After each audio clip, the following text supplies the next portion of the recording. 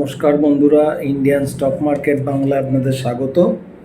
আজকে 8 তারিখ অর্থাৎ 8ই অক্টোবর, মহাপঞ্চমী। ফার্স্টে সবাই সকল দর্শক তাদের পরিবারকে আমার তরফ থেকে এবং ইন্ডিয়ান স্টক মার্কেট বাংলা ফ্যামিলির পক্ষ থেকে আপনাদের অভিনন্দন। আমাদের সবথেকে বড় পুজো শারদীয়া, সেই পুজোর আজকে পঞ্চমী।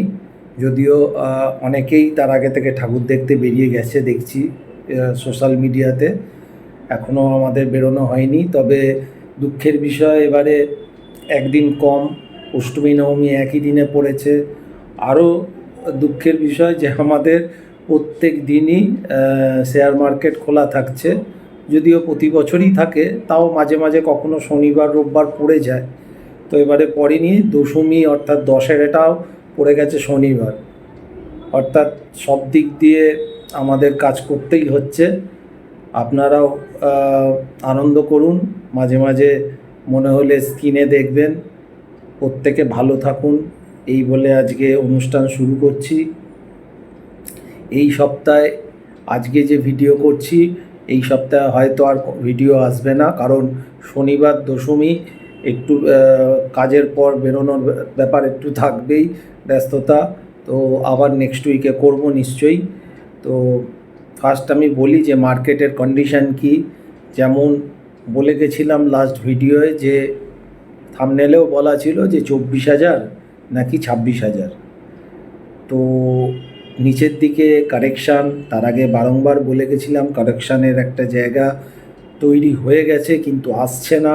যখন আসবে তখন খুব মানে তাড়াতাড়ি আসবে, বুঝতে দেবে না, এবং তখন মনে হবে যে আর কত পড়বে, আর কত পড়বে, এটা মনে হবে। তো অলরেডি সেরকম চারদিকে একই কথা, যে দাদা আর কত পড়বে। তো যখন বাড়ছিল তখনও কিন্তু একই জায়গায় ছিল যে আর কত বাড়বে।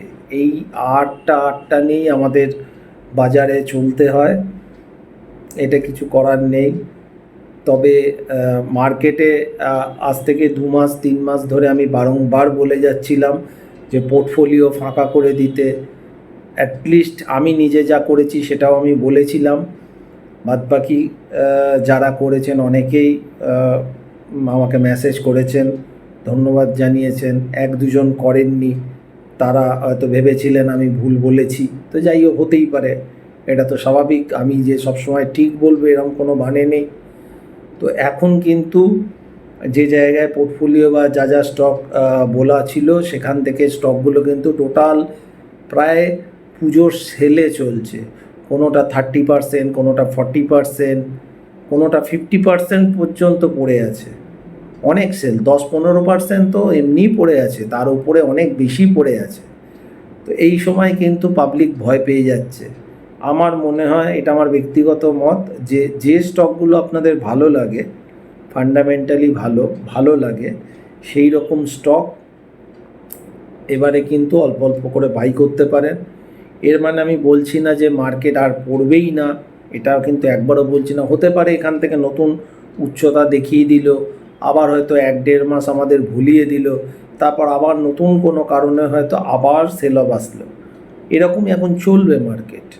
এবং 2025 সালে কিন্তু যেটা আমি আগের ভিডিওতেও বলেছিলাম, যে এখন থেকে 2025 সাল অবধি স্টকে পয়সা কামানোটা কিন্তু খুব কঠিন। মানে আগে যেমন যা স্টক কেনা হতো, ভুল ঠিক যে জায়গায় কেনা হতো না কেন, বা ঠিক স্টক ভুল স্টক যাই নেওয়া হতো না কেন, সবেতেই কিন্তু পয়সা চলে আসতো, ফেসে গেলেও মার্কেট এক্সিট দিয়ে দিত।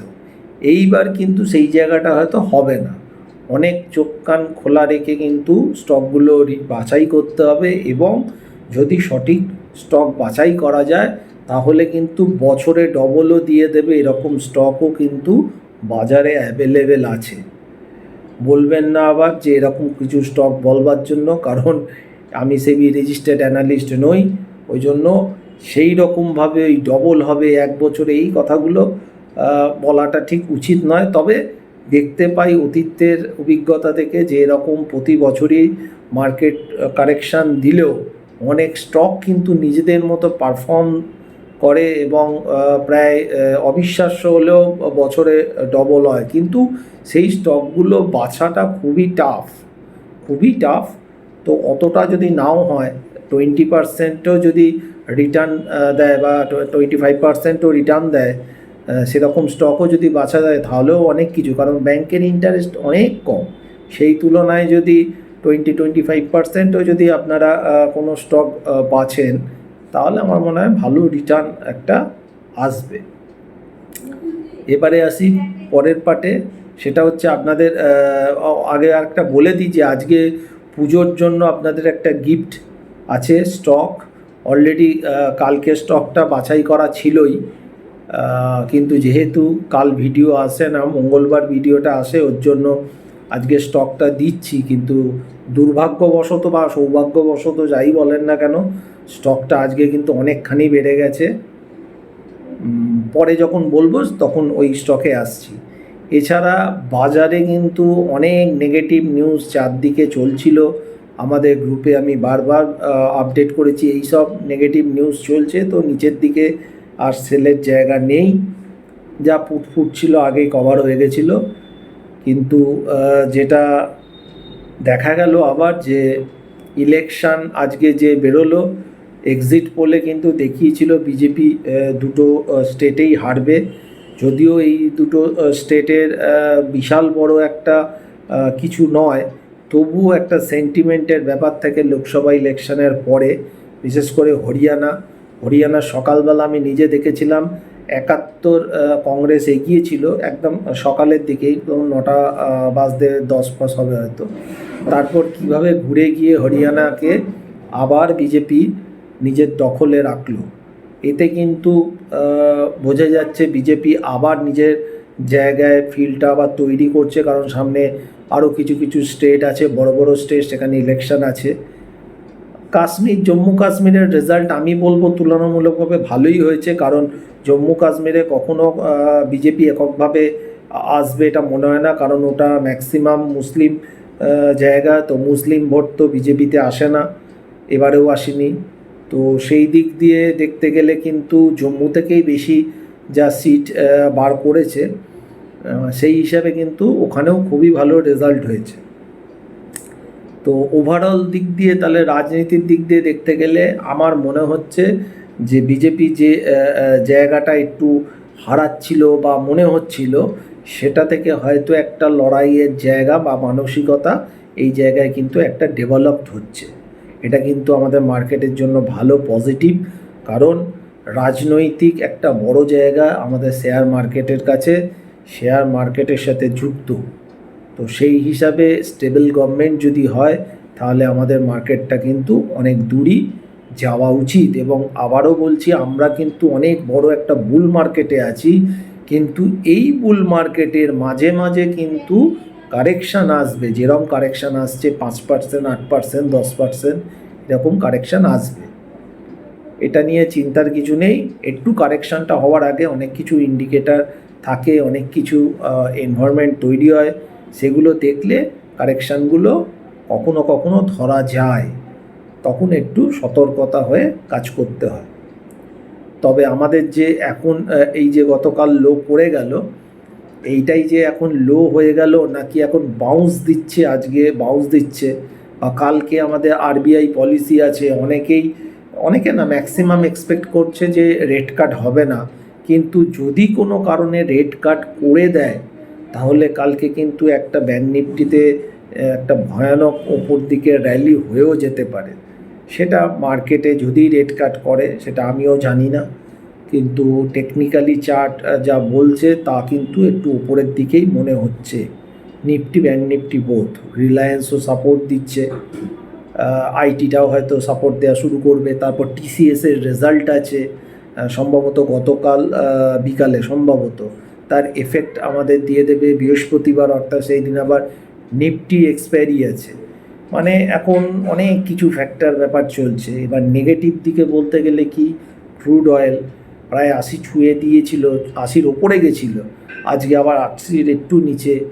আর বাইরে তো ইসরায়েলের একটা যুদ্ধের বাতাবরণ চলছে, চীন নিয়ে একটা ব্যাপার, এফআইআই সেল করছে, কিন্তু সব জিনিসেরই একটা জিনিস আমাদের সবসময় মাথায় রাখতে হয়, যেটা হচ্ছে যখন মার্কেটে খুব খারাপ কন্ডিশন, সব নেগেটিভ নিউজ, সবাই পালাচ্ছে, তখনই কিন্তু ইনভেস্ট করার সময়টা হয়। আর যখন সবাই খুব বড় বড় টার্গেট দিচ্ছে, অনেক হচ্ছে, অনেক কিছু করছে, তখন কিন্তু একটু প্রফিট বুক করাটা উচিত।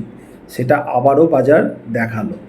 তবে যদি লোটা ভেঙে দেয়, অর্থাৎ 25,000-এর ওপর যদি সাস্টেন না করতে পারে নিফটি, তখন আবার নতুন করে চিন্তাভাবনা করতে হবে। তবে এবার যদি নিচের দিকে ভাঙে, মানে যে লোটা গতকাল করেছিল সেই লোটা যদি নিচের দিকে ভাঙে, তাহলে কিন্তু 24,000-এর কাছাকাছিও চলে না যাওয়ার কোনো ব্যাপার নেই। কিন্তু সেটা এখন দেখতে হবে, মনে হচ্ছে না ইমিডিয়েট কিছু হবে বলে। তবে আবার দেখতে হবে, মার্কেট আওয়ার্সে দেখতে হবে। ইমিডিয়েট এখন নিচের দিকে 1-2 দিনের জন্য মনে হচ্ছে না, উপরের দিকেই একটা দেখছি, সেটা বাউন্স পুলব্যাক হোক, টেকনিক্যাল বাউন্স হোক, যাই হোক। তো এটা গেল সেকেন্ড আরবিআই পলিসি। এবার নিজেদের বেছে বেছে যেটা বললাম, স্টকগুলো আপনারা একটুখানি দেখে অল্প অল্প করে কেনা বেচা মানে কিনতে পারেন পোর্টফোলিওতে, যেটা এতদিন আমি বলেছিলাম যে পোর্টফোলিওটা হালকা করে দিতে। তো এবার আরেকটা যেটা আপনাদের বলেছিলাম যে গিফট দেব পুজোর, তবে বেশ কিছু মেসেজ এসছে যে দাদা এবারে কেন পুজোবার্ষিকী ম্যাগাজিন বার করলেন না। তো আমি আগেও বলেছিলাম যে এরকম কোনো ব্যাপার নেই যে বার করতেই হবে ম্যাগাজিন। তো ইমিডিয়েট কোনো ম্যাগাজিন আমি বার করছি না, কারণ আমি নিজেও একটা বড় প্রজেক্ট নিয়ে খুব চিন্তা ভাবনায় আছি। ওই জন্য আমি আর এই ম্যাগাজিনের এই সব ব্যাপারে আমি যাচ্ছি না। যদি মনে হয় তাহলে 2025-এ হয়তো বার করলে করতে পারি, কিন্তু এখনও কোনো চিন্তাভাবনা নেই। পুরনো যা ম্যাগাজিনের স্টকগুলো দেয়া ছিল ভালোই রিটার্ন করে গেছে, অনেকটাই বেড়েছে, আপনারা নিয়েছেন যারা জানেনই। এছাড়া তো আমি ভিডিওতে বলেও দিয়েছিলাম বেশ কিছু। তো যাই হোক, পুজোর জন্য সবাইকে আমার তরফ থেকে যেটা গিফট অবশ্যই বলবো, এটা আমি পেপার ট্রেডিংয়ের জন্য দিচ্ছি, রিয়েল ট্রেডের জন্য নয়। আর একটা ডিসক্লেমার বলা রইল, সেটা হচ্ছে এই স্টকটা অলরেডি আমাদের গ্রুপে নেওয়া আছে। প্রায় যে প্রাইস থেকে দিচ্ছি তার থেকে প্রায় 200 থেকে 250 টাকার নিচে আমাদের বাই করা আছে। এ মাসেই বাই করেছি।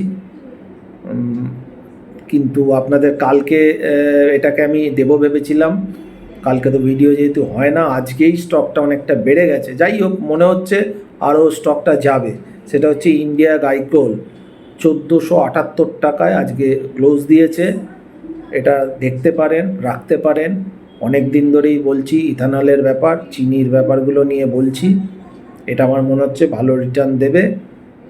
তবে আবারও বলছি, এটা কিন্তু এডুকেশন পারপাস। রিয়েল ট্রেড করার আগে আপনাদের নিজস্ব মতামত, সেবি অ্যানালিস্ট কারোর কাছ থেকে পরামর্শ নেবেন, নিয়ে ইনভেস্ট করলে করতে পারেন।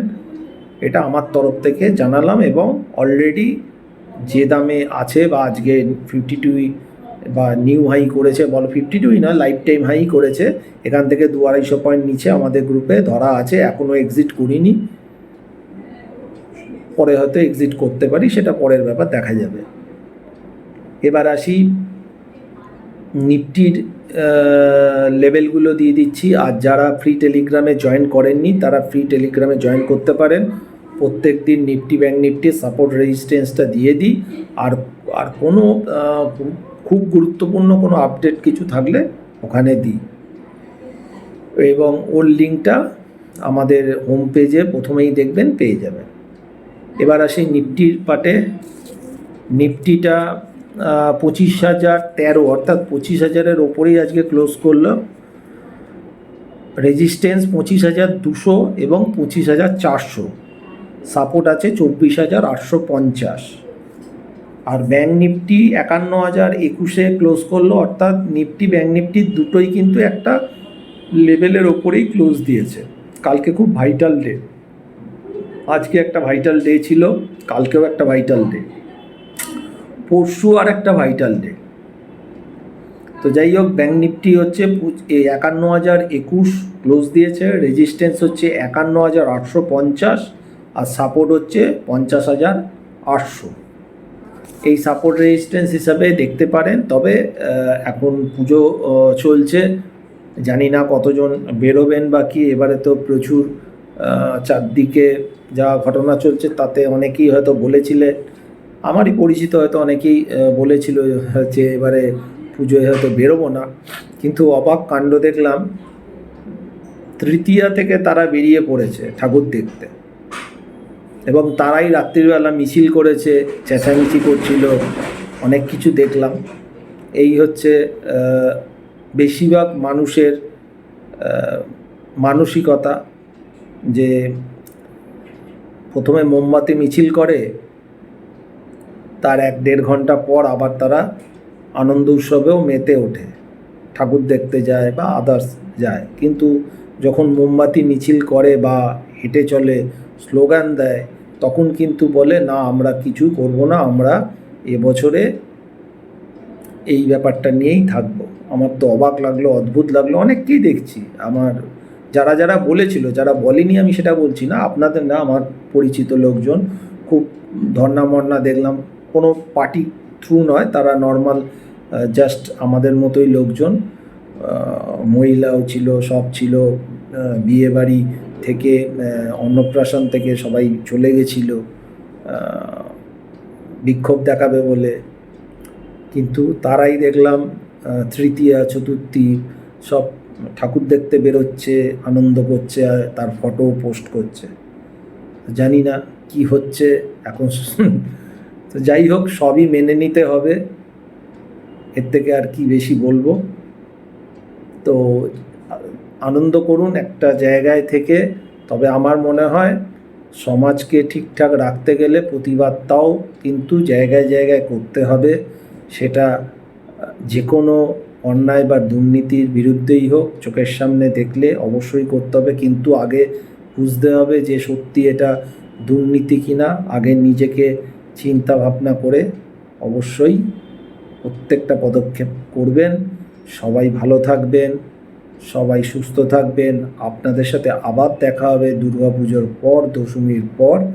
ততদিনের জন্য ভালো থাকবেন, এই আশাতে আজকে আমাদের ভিডিও শেষ করছি। নমস্কার।